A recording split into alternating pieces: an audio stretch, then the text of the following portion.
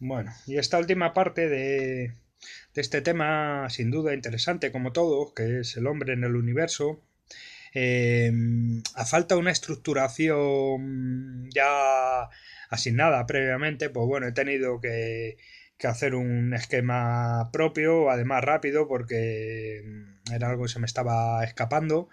Y bueno, he intentado hacer un resumen, un esquema cronológico haciendo referencia a los grandes y primeros templos neolíticos. Hablábamos anteriormente que el neolítico en el 11.000 before present parece que la cultura magdaleniense desaparece junto con el modo de vida de cazadores recolectores. A partir de ahí empiezan a surgir otro tipo de culturas en Oriente Próximo, ya propiamente neolíticas, entre el 13.000 y el 11.000. En Occidente están las calcolíticas, las culturas de tránsito al neolítico, el espectro artístico el estilismo del arco mediterráneo, etcétera. Y en ese sentido, pues bueno, tenemos que hablar de un templo muy conocido. Se considera el primer templo neolítico en el sur de Turquía, que se llama Göbekli Tepe. Es muy conocido. Está datado cronológicamente en 11.600 before present. Es un templo de unos 5,5 metros de altura, con unos pilares decorados con grabados en piedra que podrían representar a un grupo de sacerdotes danzando. Son estas figuras estilizadas, nada naturalistas, con esas manos que aparecen así en el pecho. Al mismo tiempo aparecen también figuras gigantes de animales feroces con las fauces abiertas. Contiene unas puertas de entrada simbólicas a mundos naturales. Hay una serie de figuras de aves asociadas a muertos, y por estos motivos, pudo ser un lugar de rituales relacionados con el poder ancestral, con el poder espiritual de nuestros ancestros. Eh, en el 8000, en Nevali Gori, que es otro templo que apareció neolítico en la zona de Turquía, en Oriente Próximo, aparece también iconografía zoomorfológica religiosa en danzas, ¿vale? En el 8000 a.C., una escultura de tamaño natural en la zona pudiera ser la primera representación humana o de una divinidad. Es una de las primeras zonas estas de domesticación del trigo hace 11.000, 12.000 años y de los primeros ganaderos. El conjunto de yacimientos neolíticos en el sur de Turquía y el norte de Siria e Irak contienen frecuentes iconos bestiarios peligrosos que acechaban los asentamientos. Pudiera haber existido, deduciendo esto, una primera religión organizada del mundo. Pudiera haber sido la primera religión organizada en el mundo, en esta época neolítica. ¿Vale? El neolítico sin duda llegó y apareció por mucho, o se evolucionó del paleolítico superior al neolítico por muchos y diversos motivos. Una mejora climática, una expansión geográfica, un aumento de los recursos alimenticios, etcétera, una mejora tecnológica, un desarrollo cultural, una evolución humana, ideológica.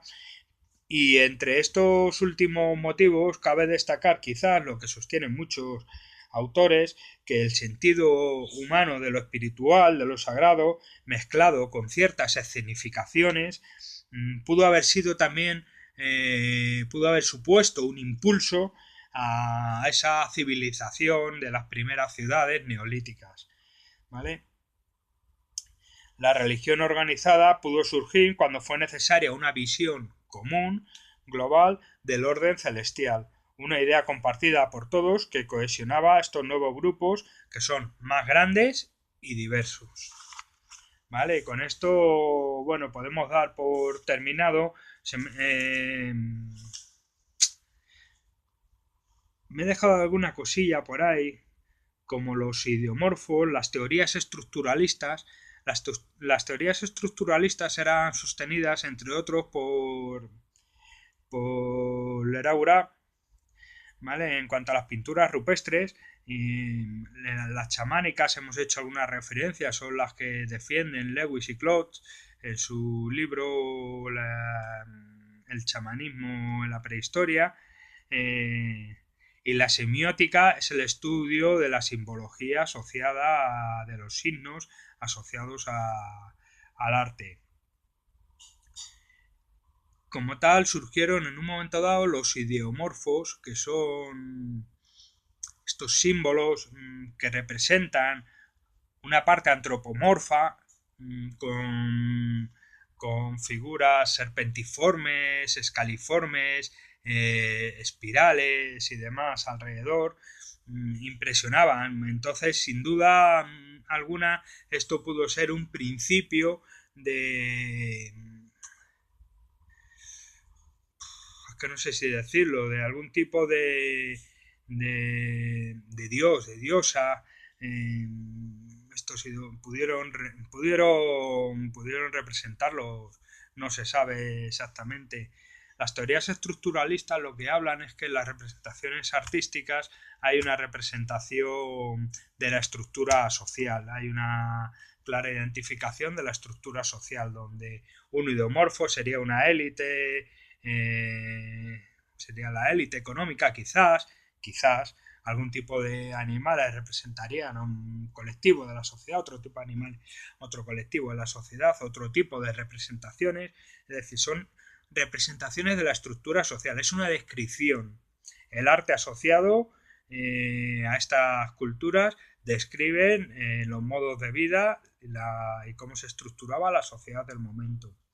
Las teorías chamánicas ya las conocemos más o menos por encima, que defienden Lewis y Klotz. Son aquellas teorías en las cuales se dice que hay una necesidad propiciatoria, una necesidad propiciatoria de la caza, de la fecundidad, a través de las pinturas. Se pinta para propiciar, para beneficiar, para incrementar el beneficio del grupo o para garantizar la supervivencia del mismo. Para eso se pinta, se hace arte, y este está reservado a unos personajes con una cierta relevancia, con una sabiduría acumulada, ¿vale? Con una trayectoria vital de estos personajes chamánicos, brujos, sabios de la época. Parece ser que el chamanismo pudo estar presente entre estas sociedades prehistóricas, entendiendo la figura del chamán como depositario de conocimiento y sabiduría. Serían los encargados del cuidado de todo orden, el cual preservan mediante el despliegue visible de su poder de intimidación y convicción, usando como herramienta la capacidad de mediación entre el mundo humano y el mundo divino, ¿vale? Dioses y ancestros fundadores de la sociedad. Sin duda existieron en la prehistoria brujos, existieron chamanes, chamanas, brujas, hombres y mujeres sabias y sabios que actuaban como sanadores y mediadores con los espíritus, tal como se evidencian en las representaciones ubicadas en la profundidad de las cavernas. Quizás los ideomorfos estos que hablábamos tuvieran que ver con esas representaciones de estos personajes de muchísimo prestigio, de sabiduría, y quizás tuvieran que ver con ellos. Y con estas pequeñas reflexiones acerca de las teorías chamánicas y demás, yo creo que voy a dar por concluido este último tema, en el cual se puede profundizar muchísimo, tiene mucho que ver con la antropología, ¿vale? En este tema sí que se ha utilizado mucho la etnografía comparativa con los pueblos de sociedades cazadoras actuales, en el cual nos hemos dado cuenta que el mundo simbólico para ellos, el mundo espiritual, no lleva consigo una estructura complicadísima religiosa, sino que es algo más sencillo y más accesible. Y nada, como siempre, pues recomendar algo de bibliografía que tengo por aquí para que no se me olvide reflejarla luego en el examen. Leragurán, como siempre, Leragurán es uno de los que hay que leer siempre en temas de prehistoria. Y bueno, por aquí me viene alguno más así a Bernardo Bernaldo de Quirós, notas sobre la economía en el Paleolítico Superior, este ya ha aparecido en varios temas. Bordes, Le milieu de la vie humaine au Pleistocène, bueno, y bueno, los grandes manuales, aquí podemos hacer una referencia, hay un artículo, un apartado muy bueno en el Sanchidrián, el manual de arte prehistórico de Sanchidrián, hay un apartado muy bueno de interpretación que habla de todas estas teorías chamánicas, estructuralistas y demás. Y nada, con esto creo que ya termino la serie de vídeos de las sociedades de cazadores a productores, del tránsito del Paleolítico al Neolítico y a los primeros albores de la historia, con las últimas culturas del bronce y del hierro, son los pueblos prerromanos, ¿vale? Que aún no tenían un uso de la escritura. Y bueno, en general me parece que ha sido una asignatura bastante completa en la que ha habido que ser muy autodidacta para sacarla adelante y en el que bueno, aparte de autodidacta, ha habido que esquematizar muchísimo.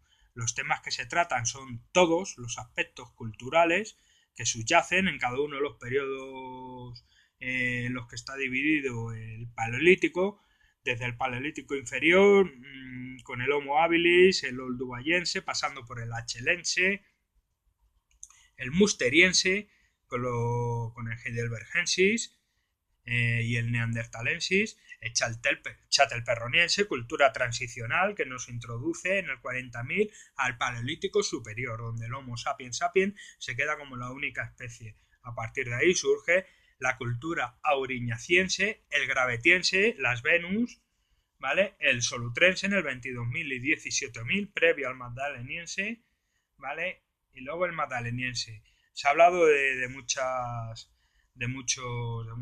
temas, se ha hablado desde el utillaje, muy importante, la evolución de los enterramientos, el sentimiento simbólico, se ha hablado de arte, de la arqueología, la difícil arqueología del fuego, en todo este tema, de los hábitats, el desarrollo de los hábitats, desde estos primeros albores de la humanidad, del género Homo con el Homo habilis, hasta los últimos hábitats magdalenienses descubiertos. Se ha hablado un poco de estructura social de estos grupos, de estas sociedades de cazadores. Serían bandas de unos 30, 40 individuos, en los que hemos dilucidado en todo este tiempo de estudio. Se ha hablado de las interpretaciones que se le hacen al arte, son 100 años de investigación en la interpretación artística de la prehistoria, la evolución de ese arte, las distintas técnicas que se hacían, tanto en las cavidades más recónditas de las cuevas como en las paredes, en los abrigos, en las paredes rocosas, tanto como en el arte mobiliar, que va parejo al desarrollo de la utillería en piedra, del utillaje en piedra y en hueso a partir de la auriñaciense, en hueso y en asta. Hemos hablado de los biotopos, de los periodos climáticos muy por encima, de cómo influenciaban los periodos climáticos el corte entre la auriñaciense y el gravetiense, entre Europa central y Europa occidental, debido a una expansión de los hielos. Hemos hablado del incipiente comercio que empezó a surgir. Hemos hablado de cómo En el bronce antiguo empezaron a surgir las primeras élites económicas que venían ya apuntándose a finales del Magdaleniense y en los primeros, en el Calcolítico, los enterramientos ya tenían ciertas diferencias sociales en los ajuares, cómo se incrementan en el bronce a través del control de las rutas, de las rutas de los minerales que se establecen, y como ya aparecen las jefaturas. Hemos hablado de la península ibérica, la rica trayectoria histórica, prehistórica, la cantidad de yacimientos que encontramos en nuestro entorno próximo peninsular. Hemos hablado de la importancia del Mediterráneo, de las culturas de Oriente, el Mediterráneo, Nosos, cómo influyeron en las culturas de bronce, de hierro, sobre todo de bronce, porque Nosos y los hititas, pues bueno, fueron culturas que colapsaron a finales del bronce y que provocaron esos desplazamientos de población. Estos pueblos prerromanos centroeuropeos dieron lugar a la cultura del hashtag, con un tipo de enterramiento asociado y una cultura muy ligada al hierro, y posteriormente con la Tené. La Tené es la cultura celta, ¿vale? Que como se extendió por toda Europa y como trajo consigo otro tipo de arte y otro tipo de visión de la vida. En definitiva, es un recorrido por 2,5 millones de años en todos los aspectos. Y es una asignatura que he trabajado bastante, he sido muy autodidacta, no cabía otra posibilidad porque el material a nuestra disposición explícito era muy escaso y bueno, pues mucho esquema, mucha lectura de los resúmenes que se podían encontrar y mucha leer. La clave es leer y ya está. Y bueno, pues con esto espero el día 22 a las 11:30 comienza el examen y espero tener un aceptable resultado, por lo menos. Estos vídeos me han servido de mucho para estudiar y espero que si alguien los ve, pues bueno, por lo menos les sirvan para tener, se le abra la inquietud por esta apasionante época de nuestra historia, que es la que abarca la mayor parte de la misma y de la que menos información disponemos. Con lo cual, mucho ánimo a todos los investigadores que están empezando ahora, mucho ánimo a los investigadores de mucha trayectoria. Sé que está la cosa muy difícil para dedicarte a la investigación, a la arqueología. Es algo que puede parecer, está muy idealizado a través del cine y demás, pero la arqueología es un oficio muy duro, muy precario, en el cual se invierte muy poquísimo dinero por parte de las instituciones públicas, que son las que los tienen que subvencionar, y que despierta cierto interés más bien como espectáculo que como ciencia, y tendríamos entre todos que hacer lo posible porque esto, lejos del interés como espectáculo, formara parte del interés personal y social por conocer nuestros orígenes, nuestros ancestros. Si supiéramos más, o si estuviéramos más inquietos por conocer estos orígenes, seguramente seríamos capaces de no reproducir errores que se vienen arrastrando desde aquellas épocas, y seguramente tuviéramos una mayor preocupación por ser mejores humanos, en definitiva. Y nada, con esto ya concluyo esta serie de vídeos y nada, se reparta justicia y un poco de suerte en el examen.